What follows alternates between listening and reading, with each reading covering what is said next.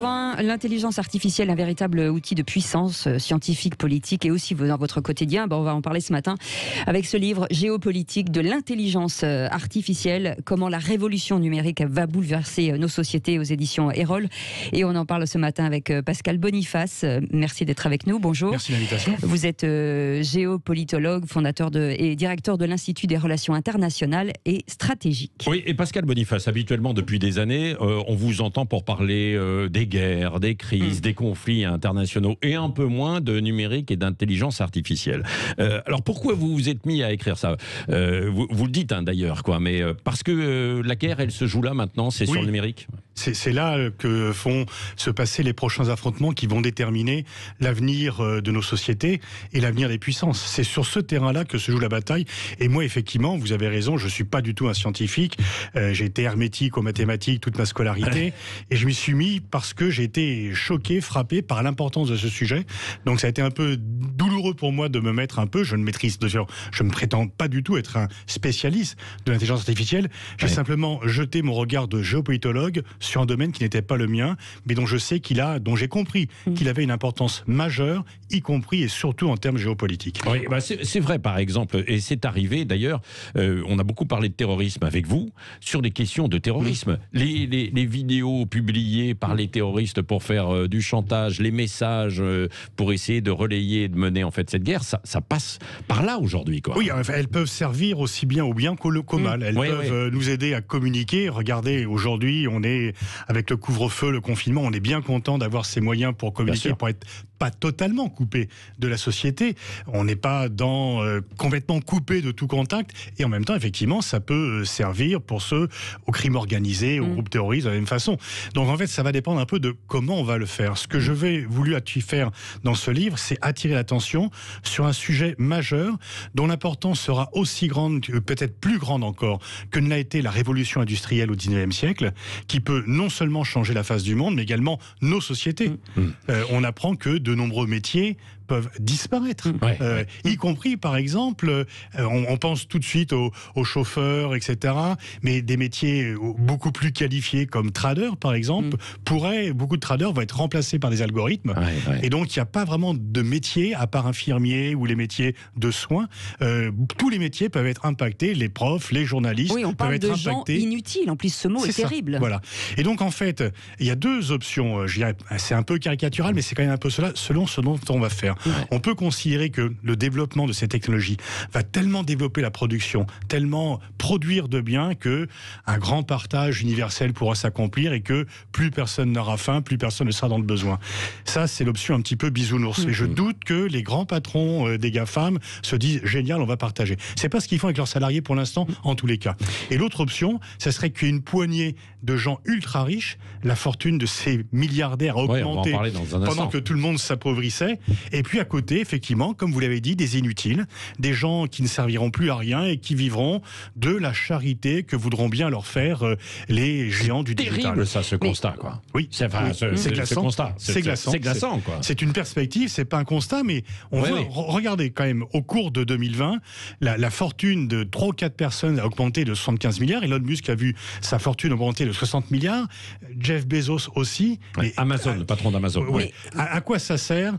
Vous avez 130 milliards, vous avez le PIB du Koweït, vous arrivez à 200, vous avez le PIB du Qatar. Quelle est la différence, très honnêtement, par rapport à des millions de gens qui ont été jetés dans la pauvreté parce qu'ils ne pouvaient plus aller bosser et conquérir leur pain quotidien. Mais je reviens justement sur cette phrase de Vladimir Poutine, c'était en 2017, qui disait « Celui qui deviendra un leader en ce monde sera le maître du monde ». Oui, et je mets en exergue du livre deux phrases comparables de Xi Jinping et de Barack Obama. Et donc on voit que les 3 leaders de 3 puissances classiques sur le plan stratégique, normalement la puissance pour le président russe ou soviétique, pour le président américain, la puissance avant c'était le nombre d'armes nucléaires ou le nombre de soldats qu'il pouvait envoyer à l'extérieur, voire le PIB à partir duquel il pouvait déclarer des sanctions, etc. Aujourd'hui, effectivement, c'est le contrôle des données, c'est le contrôle de l'intelligence artificielle qui est une source de puissance non seulement civile, mais également militaire. Donc le contrôle des États. le contrôle des États, effectivement. Et là, le grand duel qui se dessine, c'est effectivement, parce qu'en termes de chiffre d'affaires, en termes de fortune personnelle des grands patrons, ils ont une fortune personnelle supérieure au PIB des 3/4 des États existants. En termes, si on compare le nombre d'habitants et le nombre d'usagers de ces applications, Facebook est plus important que l'Inde et la Chine réunis. Et puis ils rendent des services. On dit c'est génial, ils sont vachement sympas. Ils nous rendent des services alors que l'État nous emmerde à nous demander des impôts et à nous imposer des règles. Alors que Facebook, chacun fait ce qu'il veut. Alors attention, je ne suis pas contre Facebook, je l'utilise moi-même. Je suis moi-même adepte des réseaux sociaux. Je pense que ça peut être aussi un espace de liberté, un espace de communication. Mais le tout, c'est que ça doit être un bon serviteur régulé et que ça ne doit pas devenir un mauvais maître. Oui, et c'était un espace de liberté. Est-ce que ça va continuer effectivement, parce que Facebook comme Google avec YouTube, etc., sont en train de réglementer de plus en plus. On l'a vu, qu'on soit d'accord ou pas, mais on l'a vu aux États-Unis avec Donald Trump, quoi. Oui, effectivement, c'est quand même assez glaçant de voir que Donald Trump avait toujours accès à l'arme nucléaire, mais il n'avait plus accès à Twitter. Donc c'était quand même un paradoxe géant. Alors, bon, il n'aurait pas déclenché une guerre nucléaire, il y avait des garde-fous, etc., mais quand même. Effectivement, à la fois, Twitter donne la possibilité, vous n'avez pas de fortune, vous créez quelque chose, si votre discours plaît, vous pouvez acquérir du public, etc. Et je pense que les réseaux sociaux ainsi peuvent être complémentaires des médias, pas opposés, ils sont complémentaires. Et d'ailleurs, en fait, les médias parlent des réseaux sociaux, les réseaux sociaux réagissent sur ce qui est dit dans les médias constamment. C'est un flux. Oui, mais ils prennent de plus en plus de place et de plus en plus de pouvoir, parce qu'ils contraignent bien souvent à prendre des décisions, y compris les politiques Donald Trump était le premier à communiquer avant tout. Mais de même que la radio n'a pas tué la télé, ou que la télé n'a pas tué la radio, que la radio n'a pas tué la presse écrite, les réseaux sociaux ne vont pas tuer les médias existants. Et c'est une compétition, ils le forcent à peut-être se réformer, etc. Mais c'est vrai que en même temps, si j'ose dire, le fait que Twitter puisse décider de censurer quelqu'un, c'est qu'en fait, on voyait Twitter comme un service public auquel chacun a accès. Gratuitement. C'est une boîte privée. C'est une boîte privée et il y a des conditions générales d'utilisation. On signe sans jamais lire. Qui lit les 10 pages, on fait un clic, c'est ce que disait votre invité précédent. Personne ne lit ça. Et donc, ce qui apparaît au départ de l'extérieur comme un truc où tout le monde peut se servir, ben non, c'est quand même une boîte privée avec des gens qui décident et qui décident pour vous. Pourtant, on arrive à les faire plier. Regardez WhatsApp, avec les données, avec les nouvelles utilisations des données. Tout le monde est parti, est allé sur un autre compte. Enfin, la plupart. Ils ont quand même subi un échec. Un échec énorme. Non, mais tout le monde n'est pas parti. Il faut dire les choses. Beaucoup. Il y en a un certain nombre qui sont partis. Pour eux, c'est une claque. Ils ont reculé, quoi. Et ce qui est vraiment très intéressant, c'est que pendant très longtemps, les États n'ont rien dit. Parce qu'en fait, ils se disaient, c'est des géants digitaux, mais de chez moi. Donc, les Américains, quand Steve Jobs et tous les types qui ont créé ces boîtes-là, c'est des génies. Mais c'est pas uniquement des artisans qui ont fait ça dans leur garage. Ils ont été largement aidés par le Pentagone, par la DARPA, par le complexe militaro-industriel américain. Finalement, Internet, c'est un produit dérivé de la guerre froide.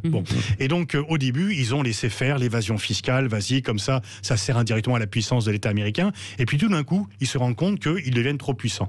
Et là, il y a, de façon concomitante, 3 événements très importants. Aux États-Unis, une enquête antitrust qui est lancée par le département de la justice et par 43 États fédérés américains pour voir si Google, Facebook n'ont pas pris trop d'importance, notamment sur les règles de concurrence, comme au début du XXe siècle, ce qu'on appelait les barons voleurs, les grands tycoons de l'industrie. En Europe, la Commission européenne s'est elle aussi réveillée et a lancé une sorte de bataille contre les GAFA au niveau fiscal et au niveau réglementation. Et en Chine, on s'est tous inquiétés de la disparition de Jack Ma, le patron d'Alibaba, qui est la plus grande boîte digitale chinoise. En fait, les Chinois, ils ont fait comme les autres, mais à leur manière, de façon très brutale. Ils se sont dit que Jack Ma prenait trop d'importance par rapport au Parti communiste, par rapport au pouvoir régalien du Parti communiste. Ils l'ont mis au frais pendant quelques temps. Ils lui ont interdit d'introduire son entreprise en bourse. Et surtout, ils l'ont engueulé parce qu'il était trop proche des Américains, parce que ces grands groupes, en fait, même s'ils ont une nationalité, ils ont leur politique.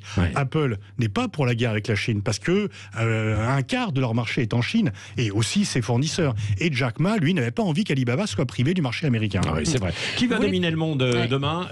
Les États, les GAFAM, ou peut-être de nouveaux réseaux qui vont apparaître. On parle des GAFAM, mais c'est vrai qu'il y a, par exemple, il y a les Chinois, TikTok, et il y en a beaucoup d'autres qui apparaissent. Il y en a peut-être d'autres qui vont arriver.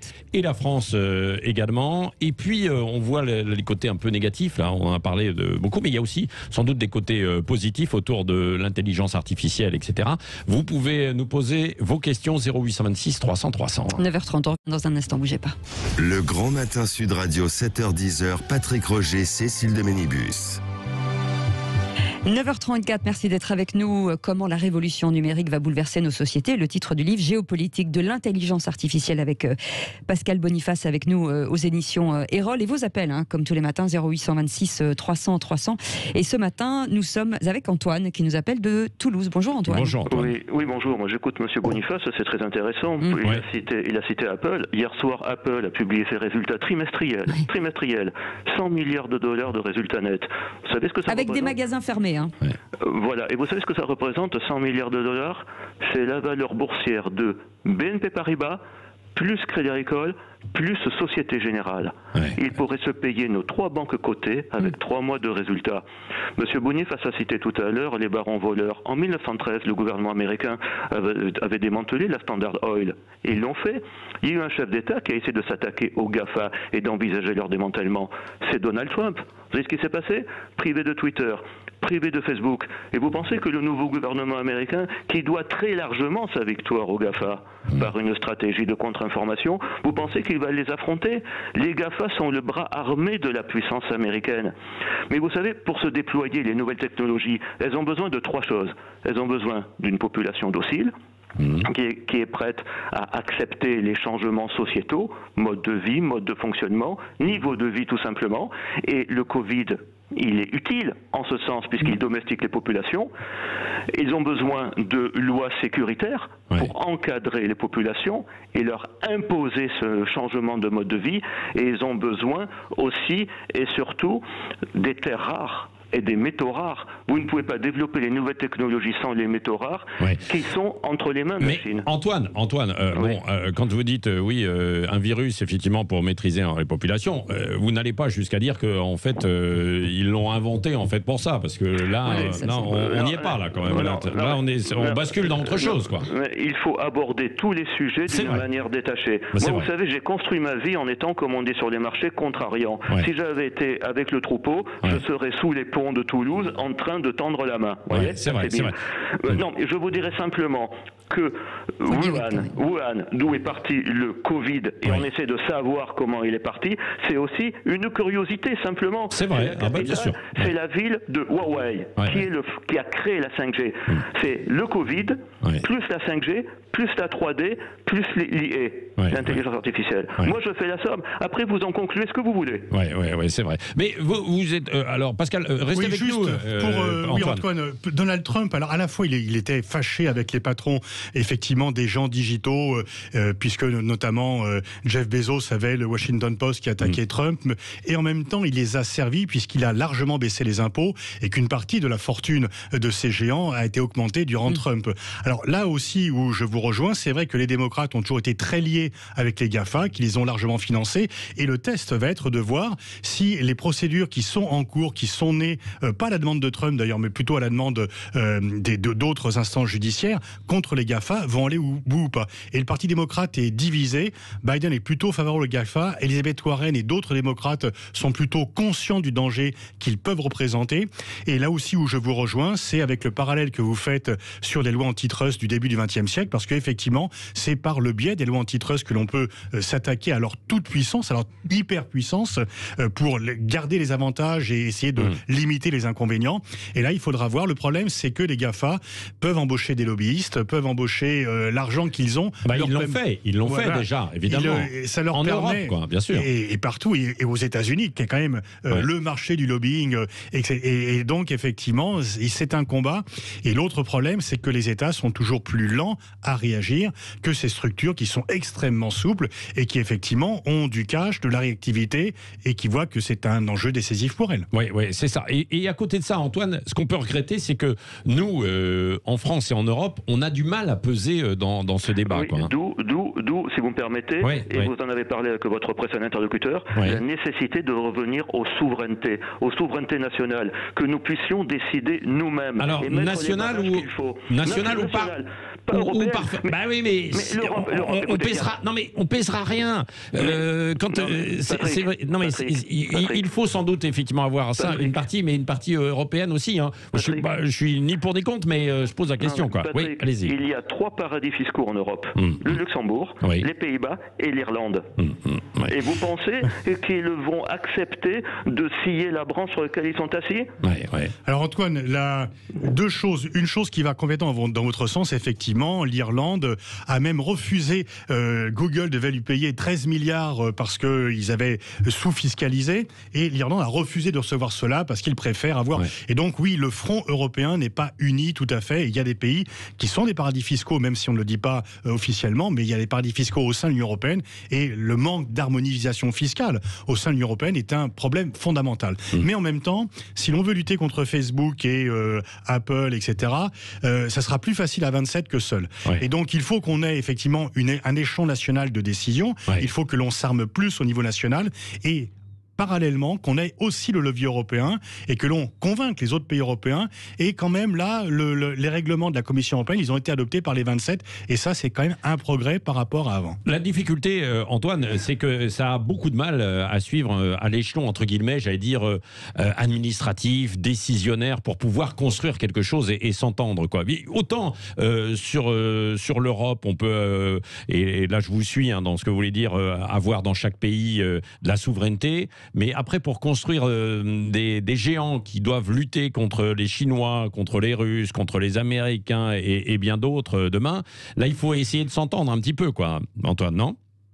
Des intérêts divergents. L'Allemagne a signé se réjouit des accords entre l'UE et la Chine parce que la Chine est le client de la high-tech allemande et notamment de la machine-outil. La Grèce est sous la coupe des investisseurs chinois qui ont racheté pratiquement le port du Pirée, qui sera le point d'entrée des produits chinois. Chacun a des intérêts divergents. Donc moi, la France, c'est 80 millions d'habitants si on compte les cartes vitales en circulation. Ça, c'est un autre sujet. Nous sommes un marché. 75 millions. Voilà, nous sommes un marché potentiel important pour les GAFA. Nous avons des moyens de pression. On n'est pas l'agneau qui va à l'abattoir. Oui, mais justement, est-ce que c'est pas aussi la première chose à faire, c'est de garder nos cerveaux. C'est-à-dire qu'à un moment donné, il faut apprendre, parce que on n'est pas quand même les derniers en matière de technologie. On est quand même bien placés. On a les meilleures écoles d'ingénieurs. On a les meilleures filières mathématiques du monde. La filière mathématique, la filière d'ingénieurs, elle est vraiment reconnue comme l'une des meilleures, si ce n'est la meilleure au monde. Sauf que les gens payent mal parce qu'ils n'ont pas les moyens de travailler et les salaires de misère. Et donc, il faut vraiment avoir le patriotisme chevillé au corps pour rester dans un laboratoire français qui vous paye 10 fois moins cher qu'une GAFAM et qui ne vous donne pas les mêmes moyens de travailler. Et là, effectivement, il faut peut-être réviser un peu et garder. Pour l'instant, en fait, trop souvent, on forme des talents qui partent à l'étranger. J'ai vu des salaires d'embauche d'ingénieurs hautement spécialisés dans l'intelligence artificielle chez Google. Vous savez quel est le salaire? Non. 20 millions de dollars par an. C'est pas le salaire médian. C'est du costaud, Antoine. La très high-tech. C'est vraiment pour les grosses vedettes. Est-ce que vous espérez quand même que dans l'intelligence artificielle et puis l'ensemble du développement du numérique, c'est incontournable quand même, quoi qu'il en soit. Oui, d'ailleurs, je crois savoir qu'environ une économie avancée comme la nôtre, combien de temps serons-nous une économie avancée? Là est la question, si je veux dire. L'économie peut fonctionner avec un quart de la population active actuelle. Il y a 20 millions d'emplois en France. C'est-à-dire que potentiellement, il y a 15 millions d'emplois en trop. Donc, la question du revenu universel, Monsieur Boniface l'a évoqué très rapidement, la question du revenu universel, elle est là aussi pour faire en sorte que ceux qui ne sont pas intégrables sur le marché de l'emploi pour plein de raisons différentes, puissent même plus vivre, mais survivre, tant qu'ils aient un toit, qu'ils aient à bouffer, et tant qu'ils aient Netflix. On leur donnera juste assez pour qu'ils se tiennent tranquilles. D'où les lois d'encadrement de la population. Oui, effectivement, le problème du revenu universel doit se poser parce qu'il y a des emplois qui risquent de disparaître du fait des progrès technologiques. Donc, qu'est-ce que l'on en fait? Est-ce que l'on s'en sert positivement parce que le gâteau grandissant, on peut dire que chacun aura une meilleure part, ou est-ce que l'on va accélérer la répartition inégale de ce gâteau? Allez, vous continuez de nous appeler 0826 300 300, débat particulièrement intéressant Antoine. Autour du monde d'aujourd'hui et du monde de demain, autour évidemment du numérique, de la puissance des GAFA, et puis peut-être aussi, on viendra sur cet aspect français, franco-français. Est-ce qu'on peut y arriver? Difficile quand même. On a déjà des appels au standard. Amélie, elle est déjà avec nous. 0826 300 300. On vient dans un instant. Il est 9h44. Le Grand Matin Sud Radio, 7h-10h. Patrick Roger, Cécile de Ménibus. Ce matin, on vous parle de cette révolution numérique avec ce livre, Géopolitique et l'intelligence artificielle. Pascal Boniface est avec nous aux éditions Erol. Vos appels 0826 300 300. On va prendre directement Amélia qui nous appelle de Dax. Bonjour Amélia. Bonjour Amélia. Oui. Bonjour à vous. Bienvenue. Alors écoute, merci. Alors moi je vous ai écouté attentivement. Ouais. Alors je vais vous dire une chose, l'intelligence artificielle a de l'avenir si c'est équilibré. Parce que si on supprime, comme on les appelle les inutiles, parce qu'il n'y aura plus d'emplois à ce niveau-là, on veut créer un revenu universel, tout ça c'est génial, mais avec quel argent? Vous croyez que ces GAFA qui vont être surpuissants vont accepter de se faire pomper financièrement pour payer des gens qui ne travailleront pas? Non, mais ça, c'est un doux rêve. Après, les gouvernements, ce qu'ils oublient, c'est que leur train de vie qu'ils ont actuellement, c'est grâce aux gens qui travaillent. C'est pas grâce aux GAFA, c'est pas grâce à l'intelligence artificielle. Donc, quand ils vont se retrouver le bec dans l'eau à devoir baisser leur salaire, baisser leur train de vie, ils vont se dire, merde, bon, entre-temps, ils auront fait beaucoup de dégâts. Je l'accorde. Et vous pensez vraiment que la machine peut tout remplacer? Vous allez dans les magasins, vous avez des caisses automatiques. Moi, personnellement, je regarde, elle est très peu utilisée. Bien souvent, c'est l'été, quand on avait, parce que là, ça dépend. Les vacances. Oui, mais dans les grandes villes. Le problème, c'est qu'on regarde toujours par rapport aux grandes villes. Mais la France, ce n'est pas que Bordeaux, ce n'est pas que Paris. On en parle tous les jours, d'ailleurs. Mais le problème, c'est que les gouvernements, même par rapport à ce qui se passe au Covid, ne fixent leur regard que là-dessus. Et c'est une erreur parce que la vie ne tourne pas autour des villes. La France, c'est un grand paysage de différents... Et le problème, c'est qu'on ne voit pas ça. On se focalise sur une chose. Là, les patrons se disent, si je prends des robots, c'est génial. Pas de cotisation, pas de charge, pas de problème de maladie. Voilà ce qu'ils se disent. Mais imaginez qu'il y a un bug, informatique ou coupure de courant.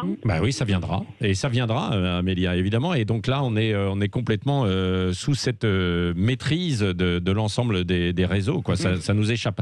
Pascal Boniface. Bonjour Amélia. Non, je vous rejoins parfaitement parce qu'effectivement, il y aura plus de richesse. Alors, en même temps, l'intelligence artificielle peut permettre aussi que l'on puisse être loin de Paris et travailler et avoir contact, etc. À Dax, par exemple. Ça peut être aussi un moyen de décentralisation et que tout ne soit pas centralisé comme c'est le défaut traditionnel de la France. Sur le paradoxe que vous soulevez au départ, effectivement, il ne faut pas compter sur Elon Musk, il ne faut pas compter sur Jeff Bezos pour le partage.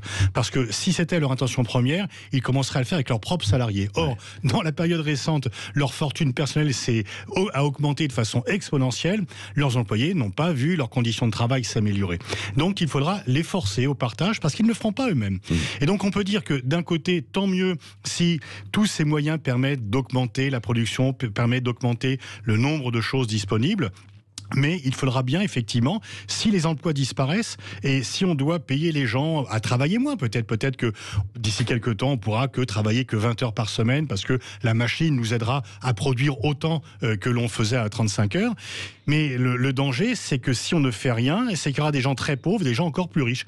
Donc il faut une régulation, effectivement, et ça sera un bras de fer, parce que ça ne sera pas naturellement, et tous ces milliardaires ne lâcheront pas. Leur rêve, c'est de créer des États artificiels dans lesquels ils ne payeront aucun aucun impôt, avec une santé éternelle, parce que les progrès scientifiques seront utilisés pour eux-mêmes pour devenir...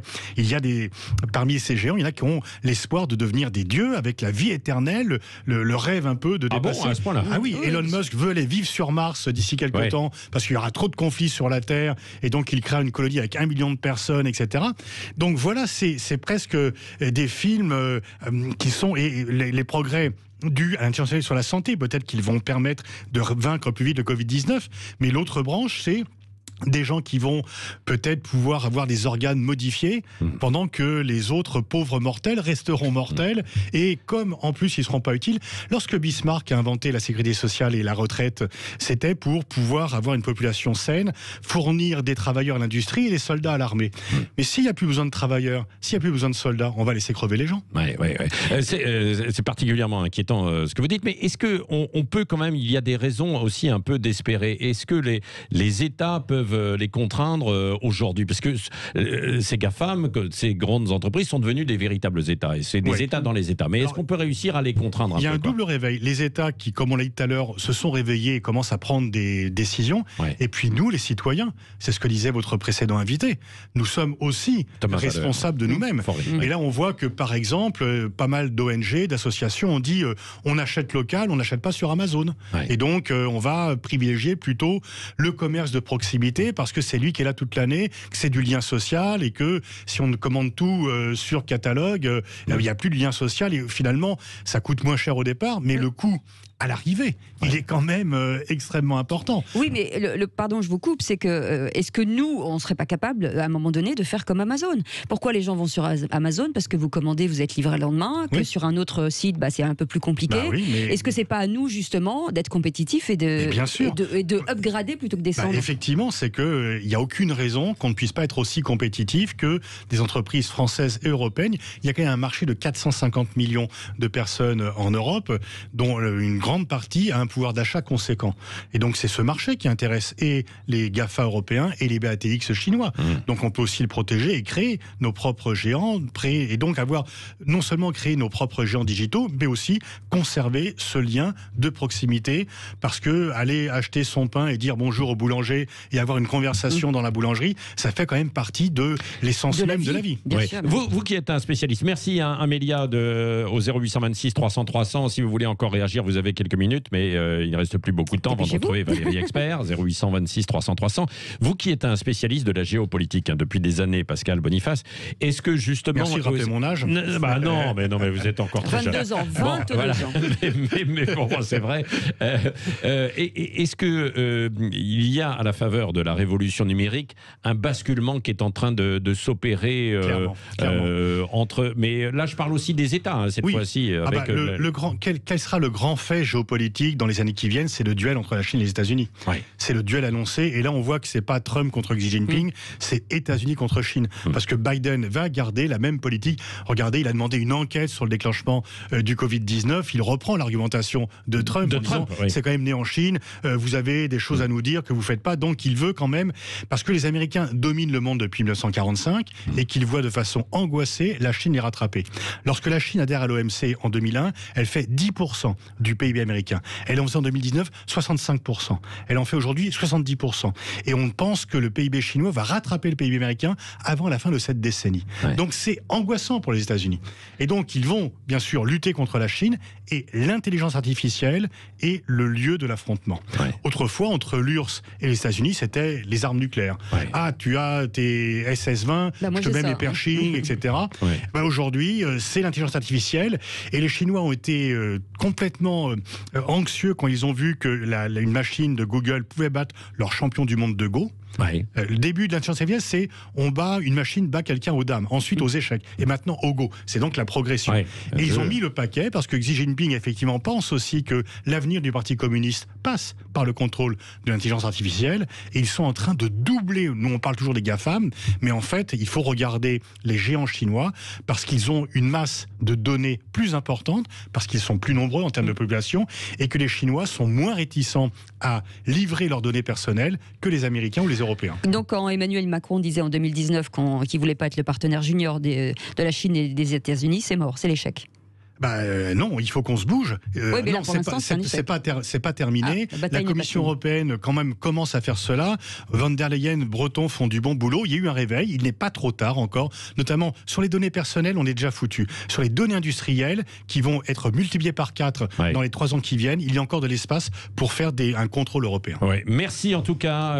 Géopolitique de l'intelligence artificielle, comment la révolution numérique va bouleverser nos sociétés, est en train déjà de bouleverser. Ça a commencé.